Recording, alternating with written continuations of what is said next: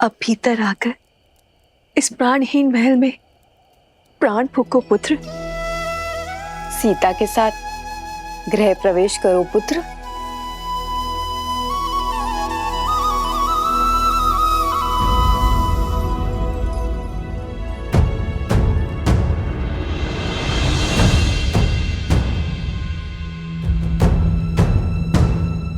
क्या हुआ पुत्र?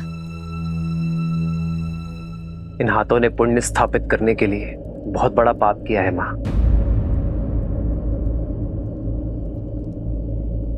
रावण का वध कर ब्रह्म हत्या के पाप से मलिन हुए। केवल आपकी आरती से ये शुद्ध नहीं होंगे मां।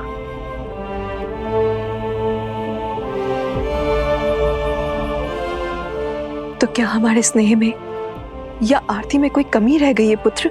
आपके स्नेह में कोई कमी नहीं है मां, कमी है माताओं की उपस्थिति में।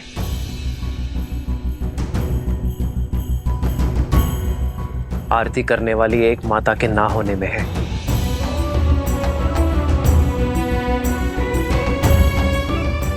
इस आरती के लिए मेरी माता कैकेयी के 2 हाथ कम पड़ गए माता।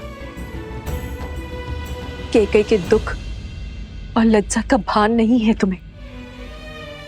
कहती है फिर तुम्हें कभी मुख नहीं दिखाएगी। उसे भय है कि तुम्हारा सामना करने में वो सक्षम नहीं। उसने संदेश भिजवाया है कि वो राम से दृष्टि मिलाएगी तो वो जी नहीं पाएगी। उसकी आत्मा उसका शरीर छोड़ देगी और तुम्हारे गृह प्रवेश में वो कोई अपशगुन नहीं चाहती। फिर तो वनवास से भी बड़ा संकट हो जाएगा मां। माता कैकेयी का ना आना अपशगुन होगा। मेरी माता कैकेयी के आशीर्वाद के बिना मैं नगर में तो प्रवेश कर गया, किंतु गृह प्रवेश नहीं कर पाऊंगा। प्रवेश नहीं कर पाऊंगा। प्रवेश नहीं कर पाऊंगा। रघुनंदन तो बन गया, किंतु रघुकुल का राजा नहीं बन पाऊंगा।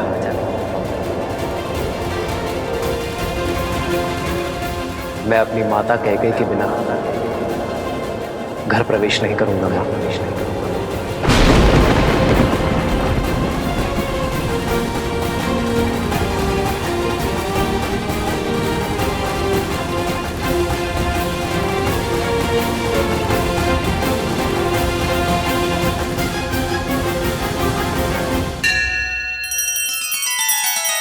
श्री रामचंद्र कृपालु भजु मन हरण भव भय दारुणम।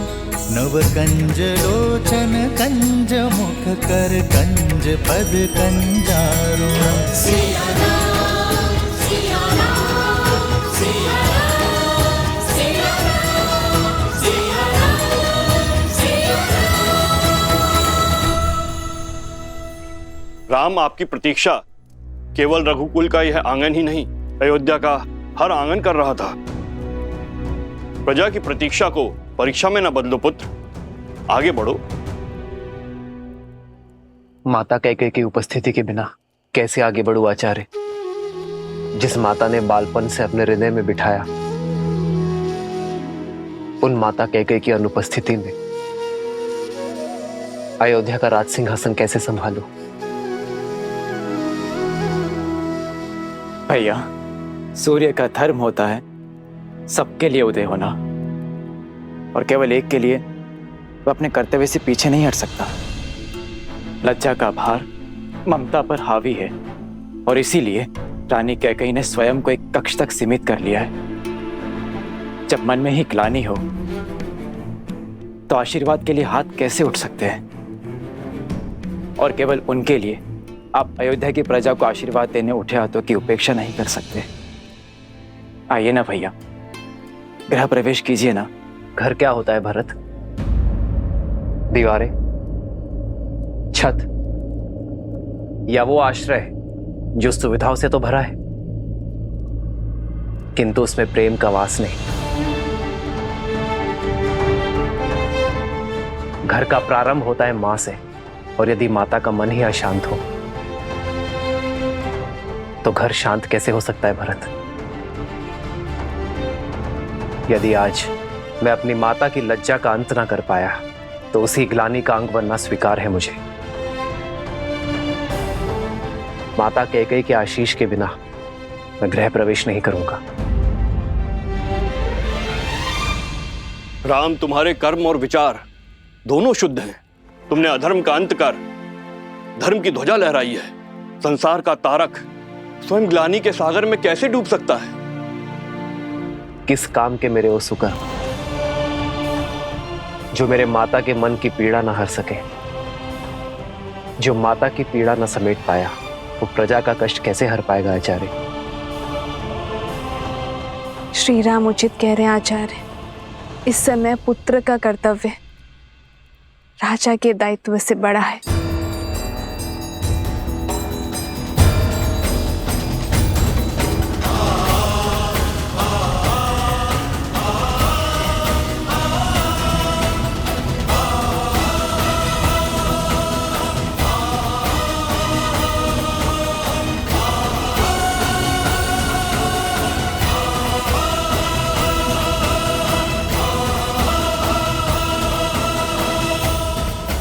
जब तक माता कैकेयी गृह प्रवेश की आरती नहीं करेंगी, सियाराम के पग इस घर के चौखट को नहीं छुएंगे।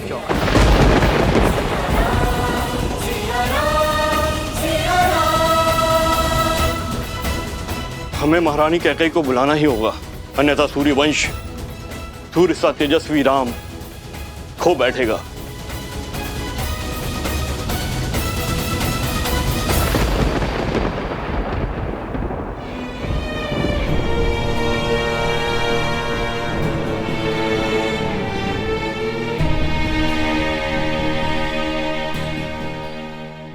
कस के पकड़ो, आंखें लक्ष्य पर, प्रत्यंचा तनी हुई। अब इसे खींचो और छोड़ दो। और कब तक आप अयोध्या के आकाश पर शोक का मेघ बनकर छाई रहेंगी? कब तक आप अयोध्या के आनंद पर ग्रहण बनी रहेंगी? वर्षों के बाद दुख की धरा पर सुख की किरण पड़ने ही वाली थी। राम भैया अयोध्या में पग धरने ही वाले थे, किंतु वे द्वार पर खड़े केवल आपकी हट के कारण। महारानी, सही कहा तुमने। अपने कुकर्मों का भार अपनी मृत्यु शैया तक ढोऊंगी मैं। अपने एक पुत्र को सिंहासन पे बिठाने की चेष्टा में मैंने अपने दूसरे पुत्र को वन की अग्नि में झोंक दिया। अब शकुन का दूसरा रूप हूं मैं। राम के आने की शुभ घड़ी को अपनी उपस्थिति से मैं अशुभ कैसे कर दूं? कैसे दृष्टि मिलाऊंगी मैं अपनी राम से? कैसे?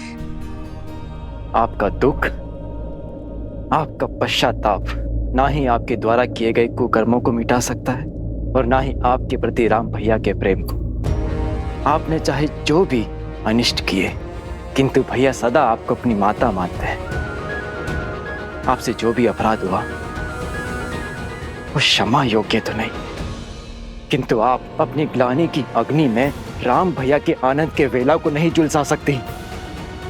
किंतु राम भैया अडिग हैं कि जब तक आप उनके द्वार पर आरती नहीं उतार देती, तब तक वो ना ही भीतर आएंगे और ना ही राज्याभिषेक करवाएंगे। चलिए, ईश्वर के लिए चलिए। मैं नहीं आ सकती। कैकेयी की राजकुमारी शक्तिशाली थी, किंतु अपने पुत्र के लिए श्राप लेने वाली ये अभागन मां दुर्बल है। भय है मुझे कि अपने राम के समक्ष आते ही मेरा हृदय मेरे साथ कोई छल न कर बैठे, मेरी धड़कन रुक न जाए। यदि ऐसा हुआ तो एक बार फिर मेरे राम का मार्ग रुक जाएगा। मेरी मृत्यु के कारण मेरे राम के आगमन की शुभ घड़ी अशुभ घड़ी में बदल जाएगी। नहीं, मैं ये पाप कदाचित नहीं होने दूंगी।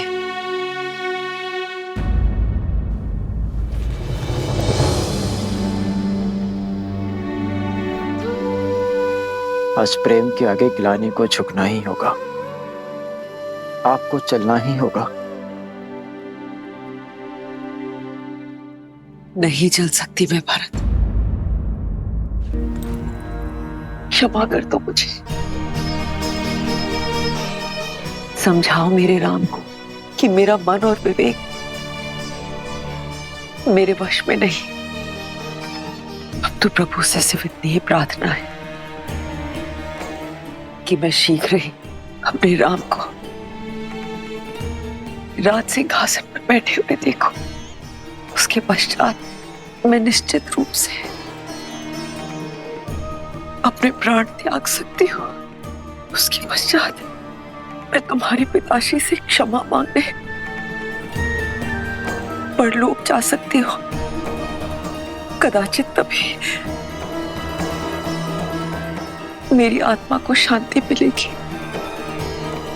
क्षमा कर दो भरत, क्षमा करो। निर्बलता के इस क्षण में कैकेयी को विश्वास दिलाने का बल देना नारायण, कैकेयी को राम की दृष्टि मिलने का संबल और उसे आशीर्वाद देने का साहस देना। राम के लिए, अयोध्या के लिए कैकेयी का चित्त शांत करना होगा आपको।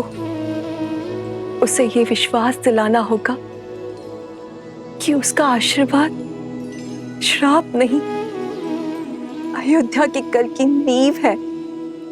हे भगवान, हमें तारिए। 14 वर्ष तक अयोध्या ने प्रतीक्षा के आंसू पिए हैं। इस प्रतीक्षा का अंत कीजिए। अब क्या होगा?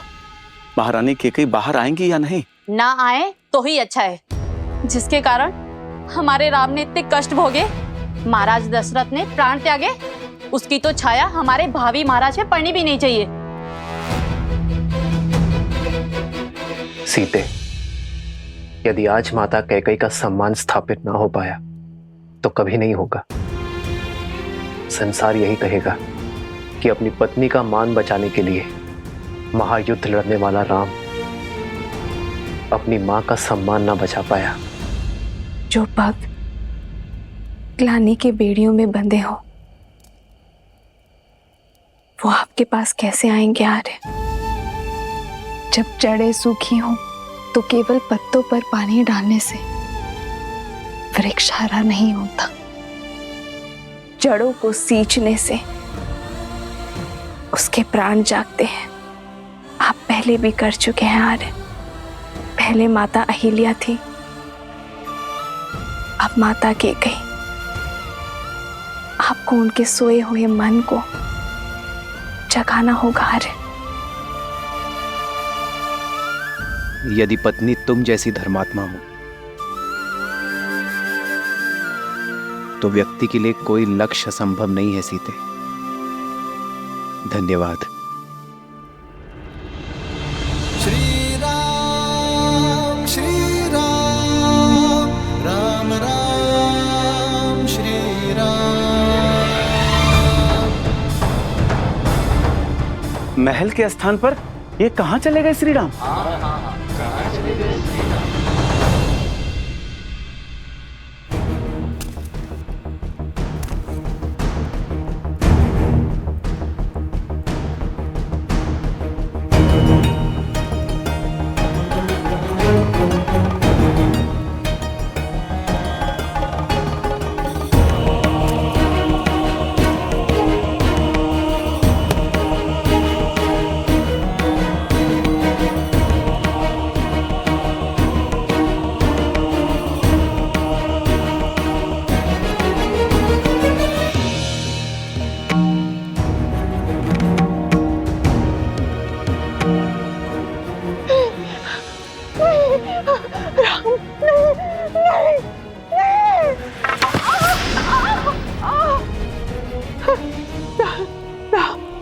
राम, क्षमा करें श्री राम, क्षमा करें।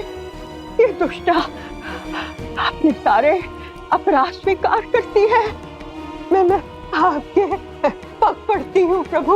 मैं पहले बहुत दंड भुगत चुकी हूँ, मुझे और दंड मत दीजिए, और दंड मत दीजिए। नहीं नहीं नहीं राम, नहीं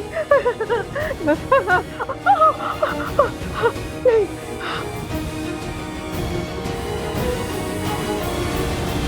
क्या श्री राम क्षमा करेंगे इसे? इतना करने के पश्चात तो रावण को भी क्षमा नहीं मिली थी। इसे तो जितना दंड मिले उतना कम है। यही तो थी जिसने महारानी कैकेयी के मन में अधर्म का, अन्याय का और ईर्ष्या का बीज बोया।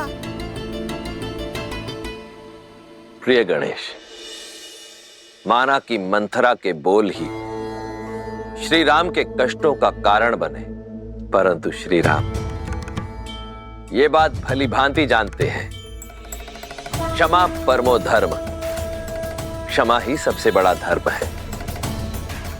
श्री राम रूपी ज्ञान की गंगा में गोते खाने के लिए सज्ज हो जाओ पुत्र। उसे भय मार रहा हो, उसे और क्या दंड दिया जाए? आपका भय ही आपका दंड है मंत्रा। किंतु तुम यहाँ?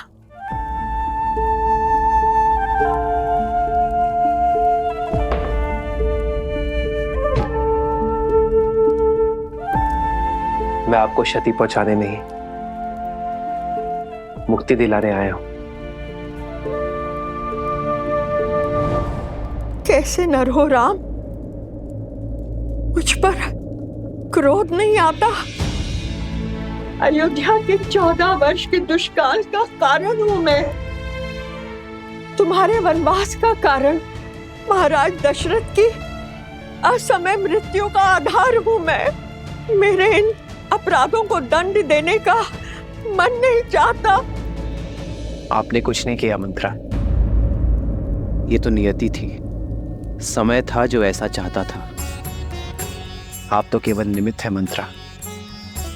यदि आप नहीं करती तो कोई और करता, किंतु होता यही, ये राम वनवास ही जाता।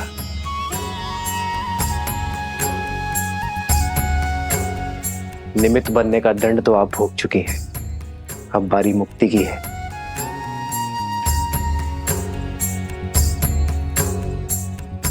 आइए आइए मंत्रा।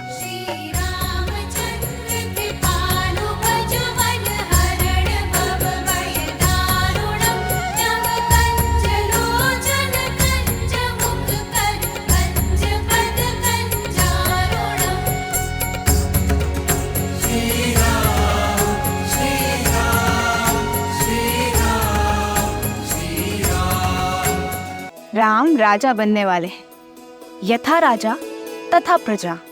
राजा की क्षमा प्रजा के लिए दया और करुणा का उदाहरण बनती है। श्री राम ये जानते हैं कि जो हृदय क्षमा कर सकता है वही हृदय सच्चा न्याय भी कर सकता है। अच्छा, तो मंत्रा को क्षमा कर श्री रामनाथ केवल स्वयं करुणा दिखा रहे हैं, बल्कि अपने प्रजा को भी करुणा का पाठ करा रहे हैं। हाँ पुत्र, श्री राम वो राजा नहीं जो केवल युद्ध जीतकर अपनी शक्ति और राज्य का विस्तार करे। श्री राम तो वो राजा हैं जो मन जीतकर सबके हृदय के सम्राट बनना जानते हैं। और आज मंथरा को क्षमा कर उन्होंने इस संपूर्ण संसार को राम राज्य की एक झलक मात्र दिखाई है। वो राम राज्य जिसकी सबसे बड़ी शक्ति है अपने क्रोध और द्वेष पर विजय पा लेना। अपने इस कृत्य से श्री राम ने संसार को यह दिखा दिया कि एक राजा का सबसे बड़ा बल है क्षमा करना।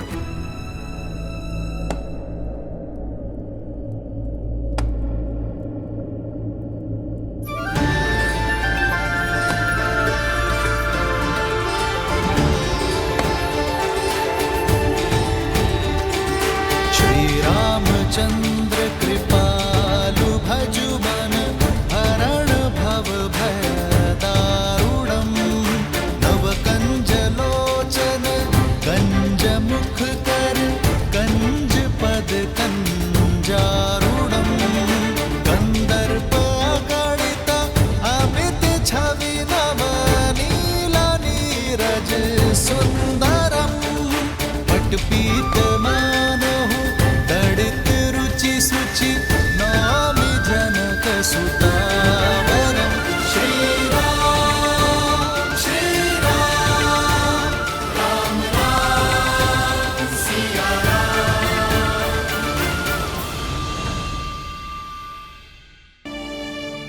कि हम अपने कैकेयी माता के आशीष से वंचित न रहे। कैकेयी माता को ग्लानि के भंवर से निकालकर हमारे सामने ले आइए माता। उनके संताप का अंत केवल आप ही कर सकती हैं, क्योंकि जब तक वो बाहर आकर हमारा गृह प्रवेश नहीं करेंगी, हम भीतर नहीं आएंगे। सीते,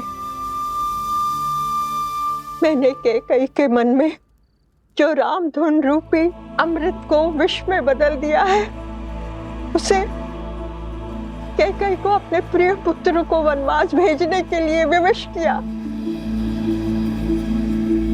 सीते, अब मैं ही कैकेयी की ग्लानि के विष को राम मिलन के अमृत में बदलूंगी। सीते, अब मंथरा ही जाकर उसका द्वार खोलेगी। हाँ।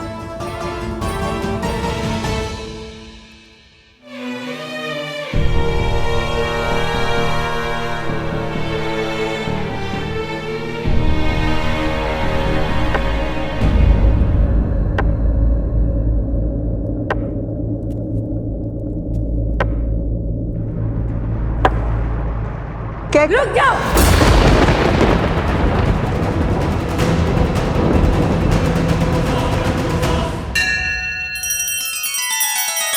श्री रामचंद्र कृपालु भजु मन हरण भव भय दारुणम नव कंज लोचन कंज मुख कर कंज पद कंजारुणम।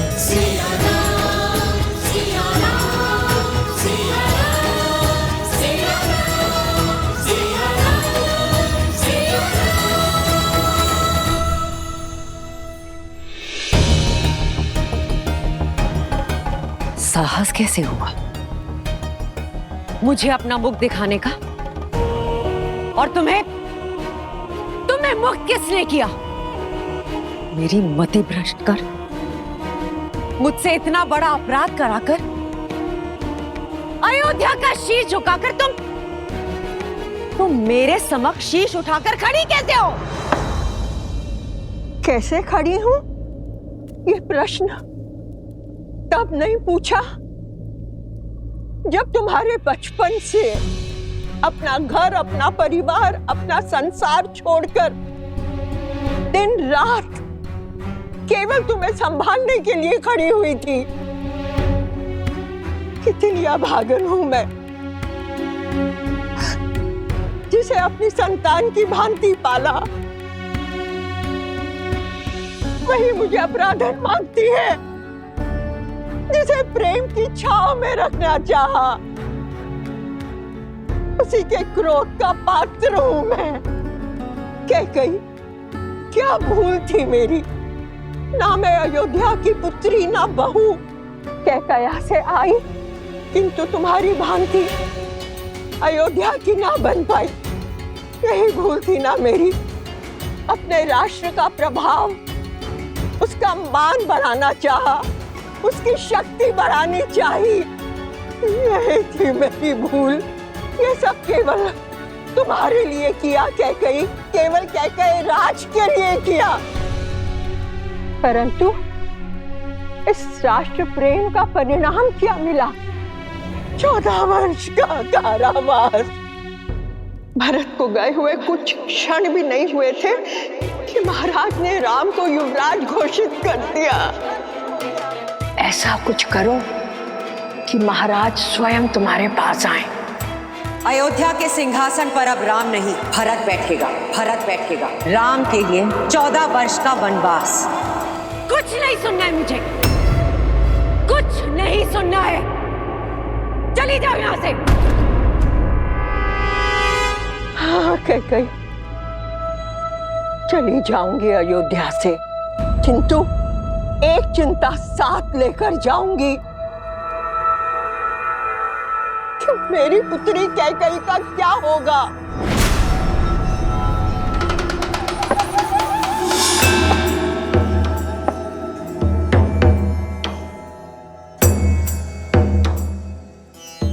लौट आया है राम। अब देखना कैसे उसके क्रोध की बेड़ियां तुम्हारी स्वतंत्रता को जकड़ती हैं। कुछ भी करके राम को रोक लो कैकई, अन्यथा तुम और तुम्हारा भरत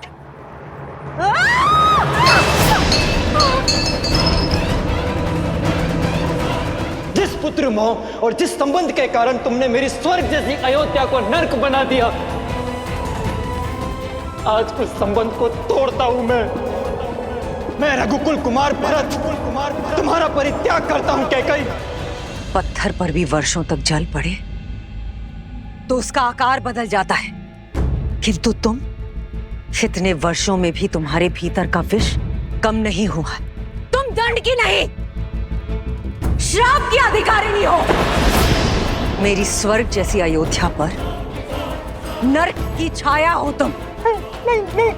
मेरे घर परिवार पे जो विष के मेघ बरसाए हैं तुमने, उसके लिए आज मैं कैकई तुम्हें श्राप देती हूँ कि आज से तुम्हारा नाम पाप, बुराई, अधर्म और अंधकार से ही जोड़ा जाएगा।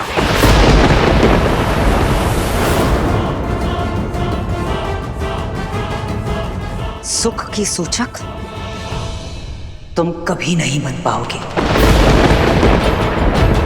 और मृत्यु के पश्चात भी अपने कर्मों के कारण तुम्हारी आत्मा अग्नि में झुलसती रहेगी। श्राप है मेरा तुम्हें, सदैव झुलसती रहेगी।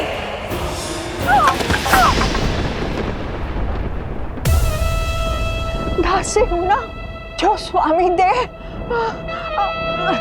सर माथे पर। जाते जाते भी कैकई केवल तुम्हारे हित के बारे में सोचूंगी। तुम्हारा लाभ ही मेरे जीवन का उद्देश्य है। मेरी बात समझो, राम के स्वागत के लिए मत जाना, क्योंकि अगर तुम उसकी आरती नहीं उतारोगी तो वो अयोध्या में प्रवेश नहीं करेगा। उसे राजा मत बनने दो कैकई, क्योंकि यदि वो सिंहासन पर बैठा तो तुम्हारा अंत निश्चित है। केवल तुम ही हो जो राम के उज्जवल भविष्य को अंधकार में डाल सकती हो। केवल तुम ही उसे अयोध्या का नरेश बनने से रोक सकती हो कैकई। मत जाना, मत जाना।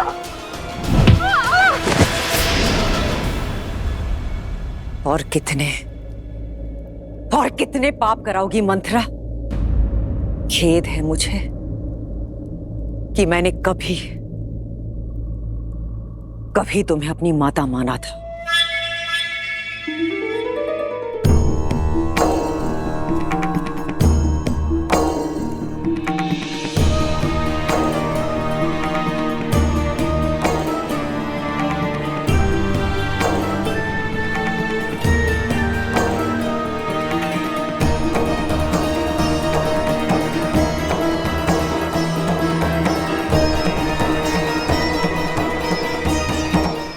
कटुवाणी ने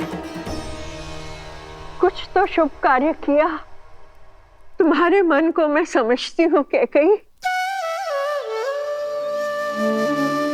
इस पाप की कोठरी में मेरे दुष्ट भाव ने तुम्हें डाला था, किंतु मैं जानती थी कि मेरे कटु वचन ही तुम्हें इससे बाहर निकालेंगे। कैकई की दृष्टि में दोषी बनकर मैंने राम काज पूर्ण कर दिया। हे प्रभु, क्षमा तो दे चुके हो, अब दया दृष्टि दीजिए प्रभु। अपने चरणों में शरण दीजिए प्रभु, अपने चरणों में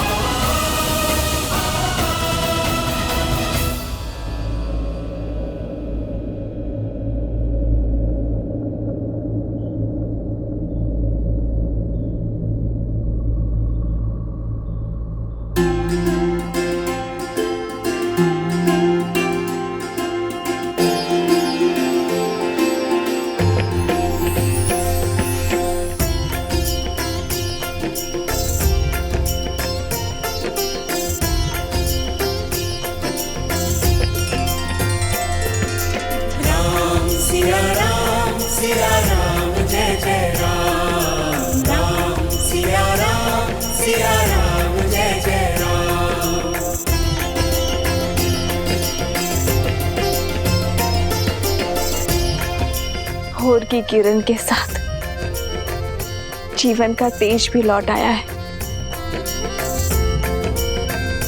कैकेयी माता आ गई है आर्य।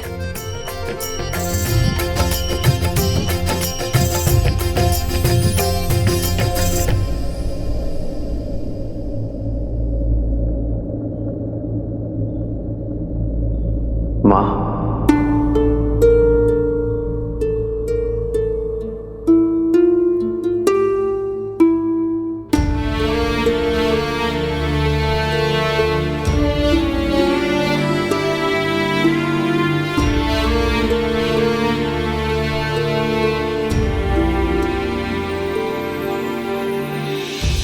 ग्लानि के आंसू है गंगा जल, कह के प्रभु करते अभिनंदन। मुख मुस्कान क्षमा हृदय में, कैकेयी त्रास हरे रघुनंदन। माँ का श्राप भी वर से कम ना, हर सपूत श्री राम सबन्ना। राम मेरे राम मेरे राम मेरे राम, राम प्रभु राम श्री राम। मेरी माता के ये अश्रु मेरे लिए पवित्र गंगा जल से पावन है। इन अश्रु को हाथों में लेकर ब्रह्म हत्या का पाप मेरे हाथ से धुल गया। माँ, आशीष नहीं देंगी माँ?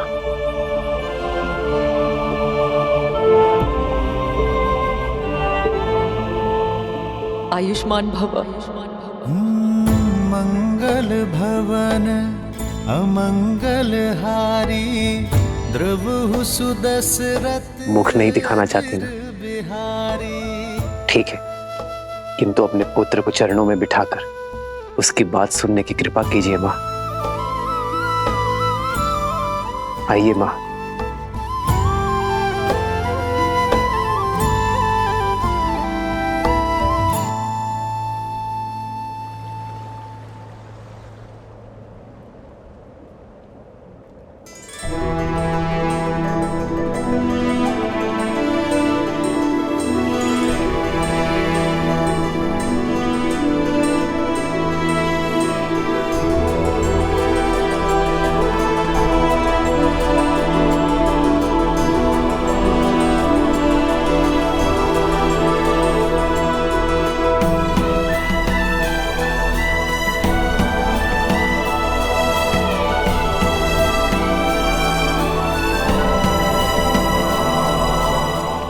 बैठिए माँ।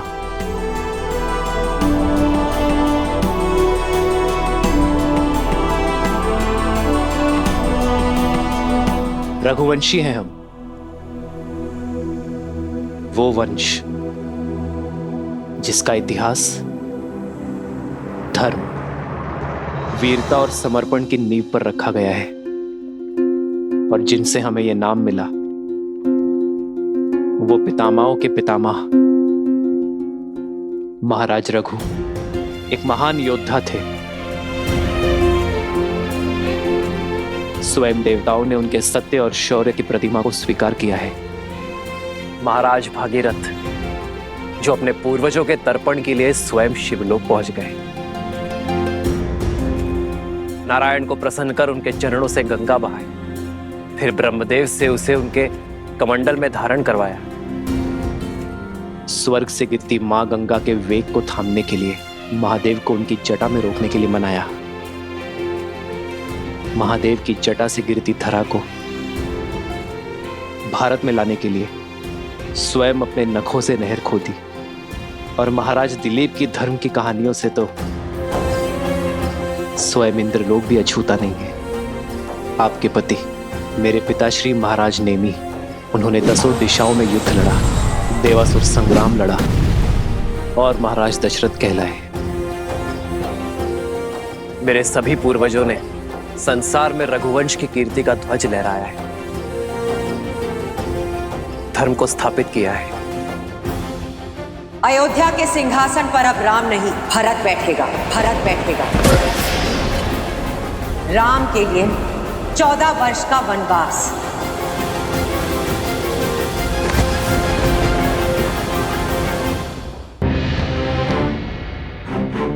पर सोचिए मां, इतने प्रतापी योद्धाओं में से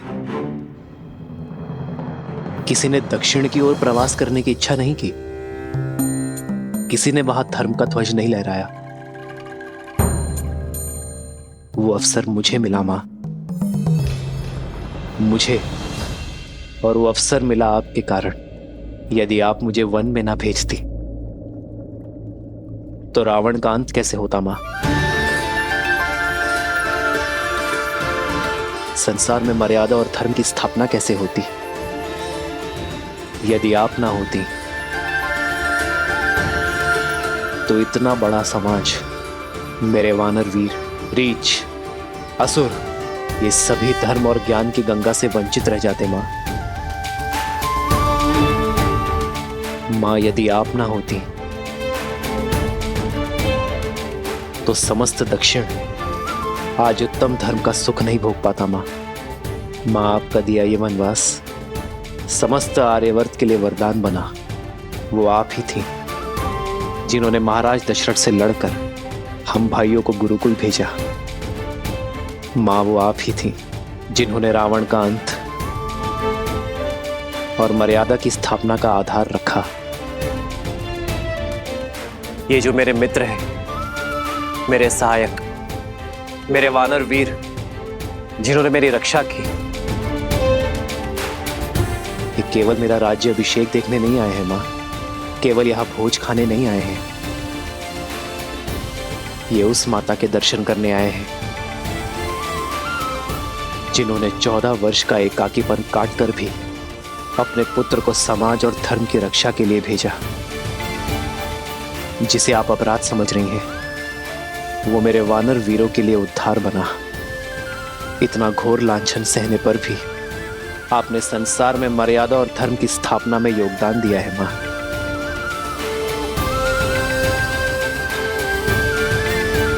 क्या आप इन्हें निराश करेंगी मां? मुझे ना सही, इन्हें तो अपने दर्शन का लाभ दे दीजिए, इन्हें इनकी यात्रा का प्रसाद दे दीजिए मां।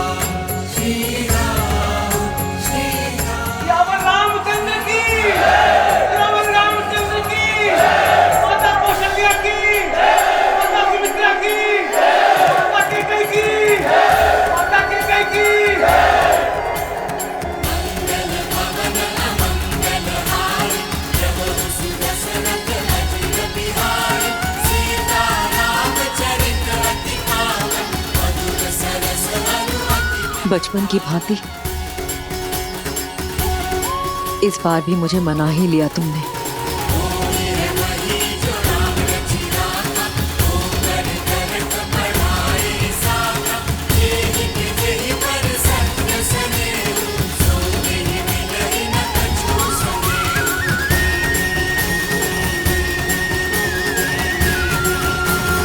कराए दक्षिण का उद्धार, किंतु अब मेरे राम को राजा बनना होगा। अयोध्या को, अपनी प्रजा को आगे ले जाना होगा। अपने वंश को आगे बढ़ाना होगा राम। इस राज्य का उद्धार करना होगा।